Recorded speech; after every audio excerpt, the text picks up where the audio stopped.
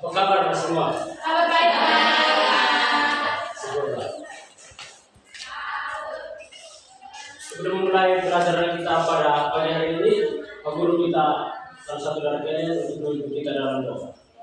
Jadi nanti memimpin kita dalam doa.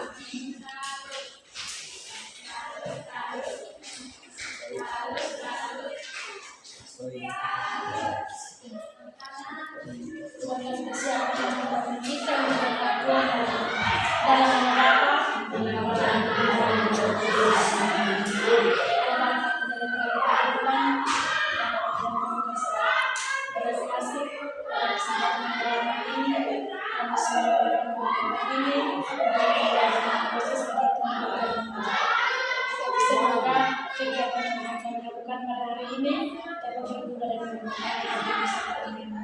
Nama yang selalu terpuji, yang segala masa. Amin.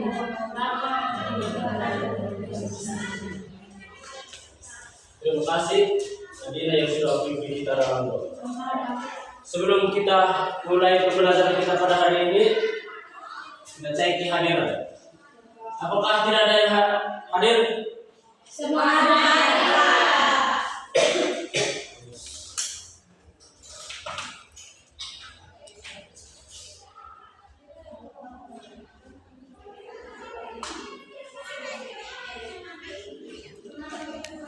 Anak-anak semua, apa kalian mengerti tentang belajar?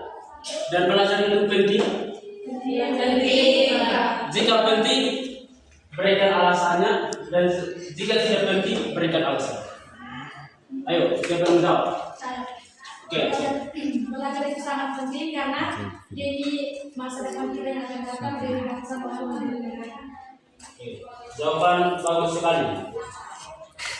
Menurut kamu semua, bagaimana datangnya perasaan bersalah? Ayo, ada yang jawab. Dari mana datangnya perasaan bersalah?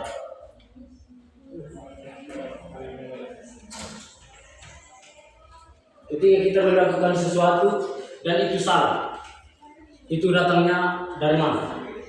Itu datangnya dari diri kita sendiri. Nah, jawaban bagus. Tetapi lebih konkret lagi.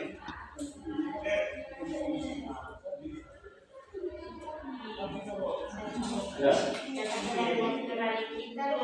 menyadari apa yang kita buat pernah memulai orang lain. Nah, jawaban benar sekali. Apakah kalian pernah melakukan sesuatu tanpa disuruh orang tua? Ya. Itu adalah suara hati. Hari ini kita akan belajar tentang apa itu suara hati dan cara kerjanya, serta apa-apa yang harus kita hindari dalam mendidik suara hati. Tetapi sebelum itu, pagi-pagi harus senang. Ikuti apa yang disampaikan oleh Pak Guru. Ketika Pak Guru sampaikan selamat pagi, jawabannya pagi, tetap semangat. Selamat pagi, tetap semangat. Sekali lagi, selamat pagi. Tetap semangat. Oke, semangat.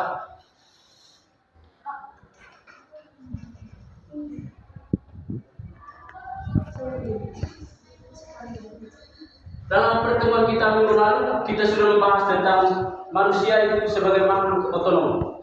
Artinya memiliki pribadi yang unik. Hari ini kita akan belajar tentang suara hati.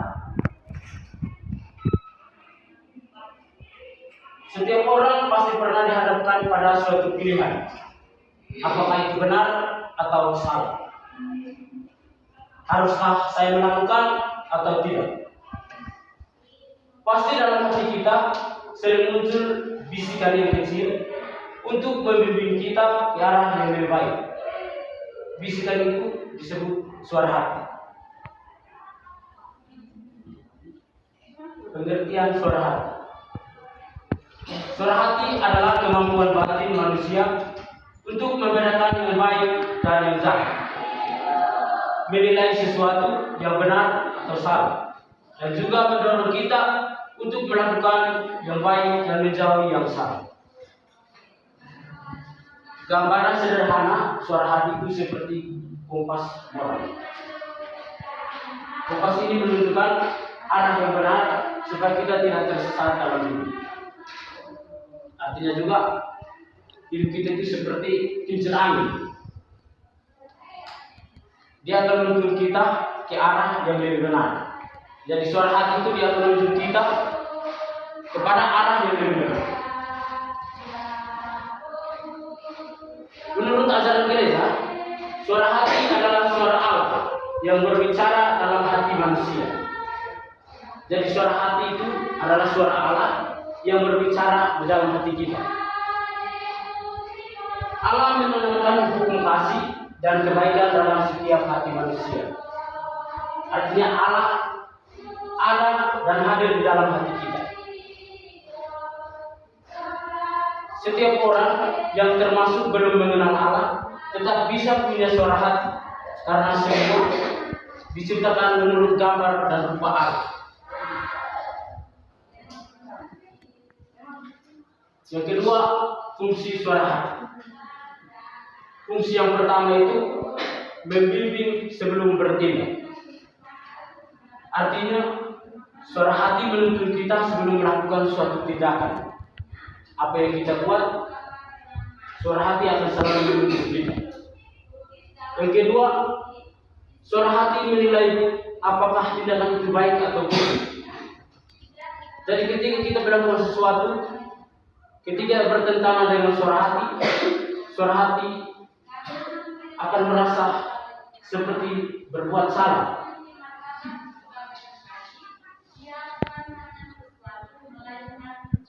Dan ketika suara hati itu kita lakukan sesuai dengan kehendaknya, memberikan rasa damai dan tenang, dan menjauhi dari perbuatan yang jahat.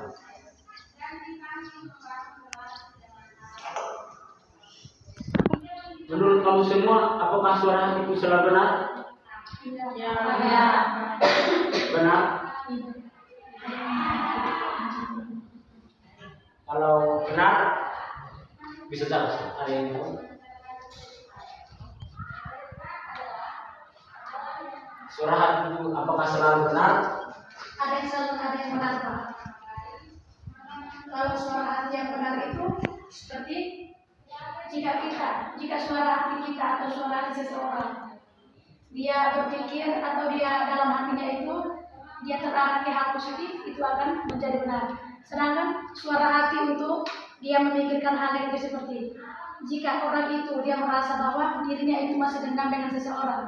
Nah, di situ namanya suatu dendam itu tidak akan pernah habis.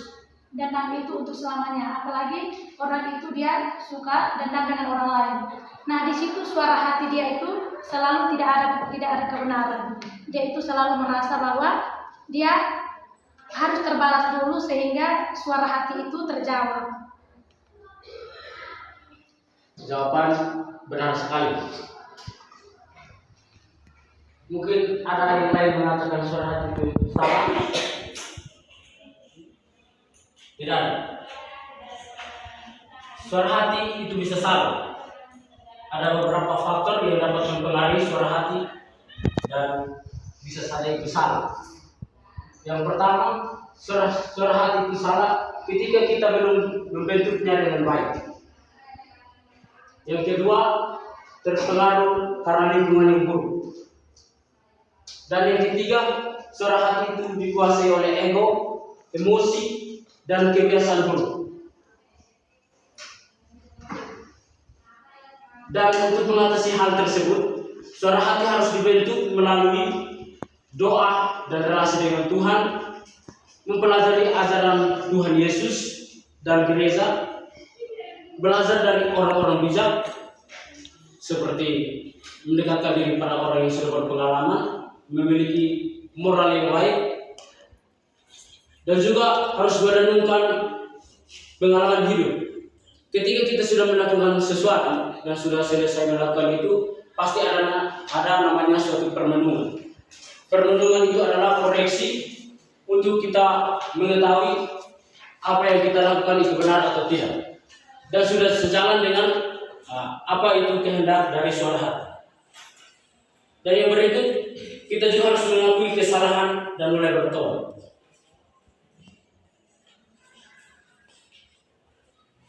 Yang ketiga, suara hati dan kebebasan. Tuhan memberikan manusia kebebasan, tetapi kebebasan itu harus dipakai untuk memilih yang baik, bukan sesuka hati. Jadi suara hati membantu kita untuk menggunakan kebebasan secara bertanggung jawab. Contohnya, kamu bebas memilih antara berkata jujur atau berkata bohong. Tetapi suara hati akan mengajarmu untuk berkata jujur walau resikonya besar. Ketika kita berbohong, suara hati itu pasti tidak tenang. Dia akan mengajak kita untuk berkata jujur walaupun dalam situasi yang mungkin sulit dan resikonya besar. Ada juga tanggung jawab terhadap suara hati. Kita juga harus bertanggung jawab atas keputusan yang kita ambil. Dan yang kedua, kalau kita yang baik tetap pilih yang salah, itu berarti menolak suara hati dan membuahkan dosa. Ada beberapa tokoh-tokoh yang taat pada suara hati. Yang pertama, Yesus Kristus. Tuhan Yesus adalah tokoh yang setia. Dia menjalankan kehendak Bapa bahkan sampai mati di kayu salib. Artinya Tuhan Yesus taat kepada suara hati atas kehendak Allah. Setia sampai mati. Yang kedua, Santa Perawan Maria. Taat kepada panggilan Allah walaupun punya risiko yang besar. Dan yang ketiga adalah Santa Thomas More. Lebih memilih mati daripada melanggar suara hati untuk membela iman. Jadi para martir lebih memilih mati daripada melanggar suara hati. Karena suara hati itu adalah suara Allah. Dia berkata dalam hati. Dan yang keempat adalah Beato Romo Franciscus Xaverius Subardi. Dia melayani Tuhan walau situasi sulit dan penuh bahaya.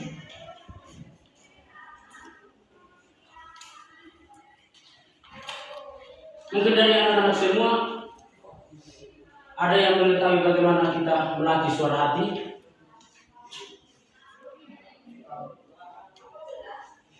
Yo, ada yang tahu? Silakan.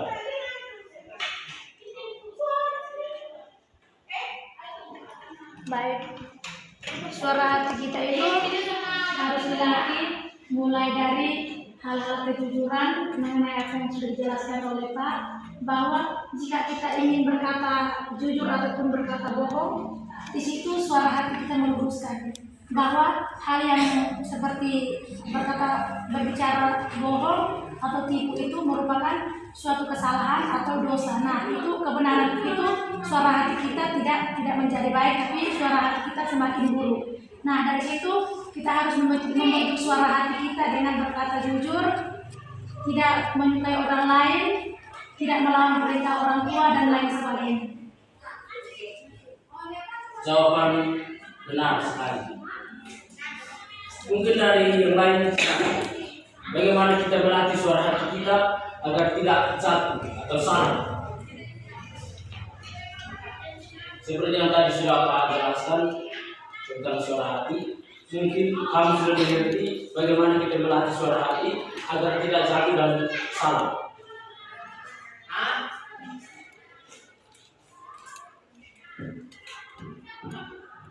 Ada beberapa hal yang dapat melatih suara hati.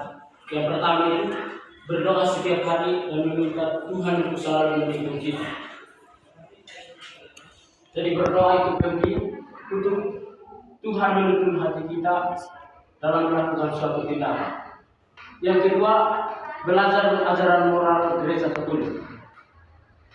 Dalam ajaran gereja mengutamakan tentang moral. Jadi moral itu selalu utama dalam ajaran gereja Katolik. Yang ketiga, bertanya pada orang yang bijaksana. Seperti tadi Pak sudah sampaikan, bahwa harus mendapati orang-orang yang bijaksana atau punya pengalaman dalam bidang moral dan memiliki wawasan yang baik dan juga sikap yang baik. Dan yang keempat, melakukan refleksi harian. Seperti yang tadi Pak sudah sampaikan, yaitu melakukan permenungan. Itu adalah cara untuk kita melatih suara hati. Dan yang kelima, suara hati itu adalah karunia dari Allah. Kita dipanggil untuk menjaganya, melatih, dan mengikutinya.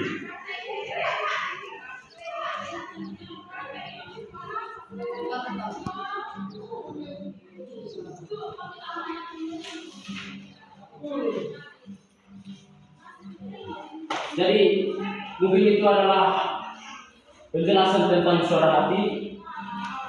Sekarang saya minta kepada anak-anak semua untuk mengambil kertas untuk menulis tentang perasaan kalian dalam proses pembelajaran kita pada hari ini.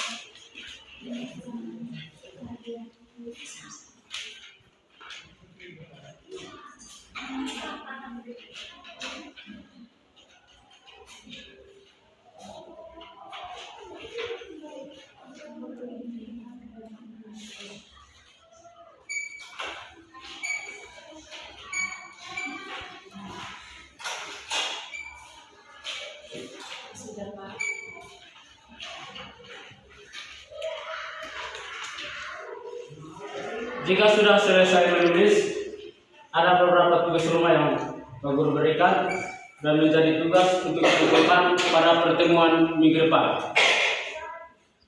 Silahkan mencatat 3 pertanyaan yang Pak Guru sampaikan dan kerjakan sebagai tugas rumah.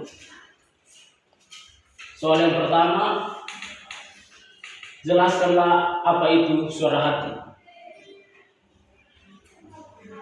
Yang kedua, jelaskanlah ciri khas dari suara hati.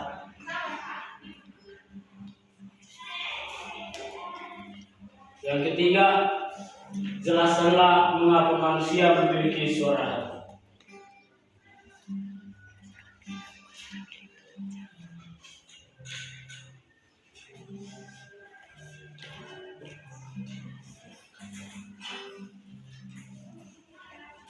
Dengan demikian, proses pembelajaran kita pada hari ini sudah selesai, dan kepada teman Walde, pimpin kita dalam doa penutup.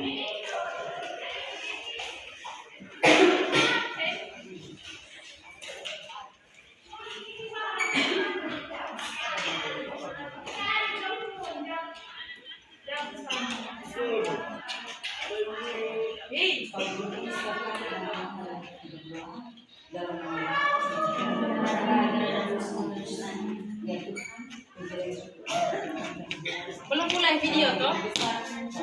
Sabar dulu, Pak Guru.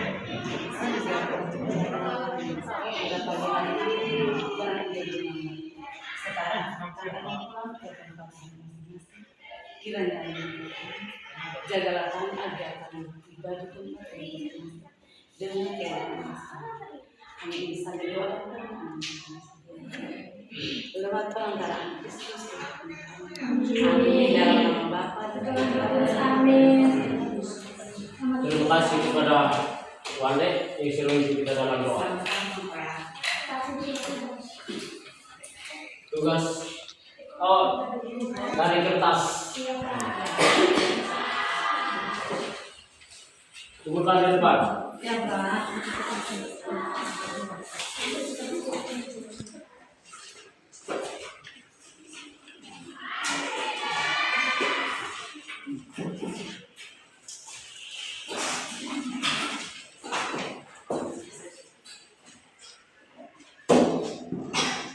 Untuk tugas rumah dikumpulkan pada pertemuan minggu depan. Iya, Pak. Ya.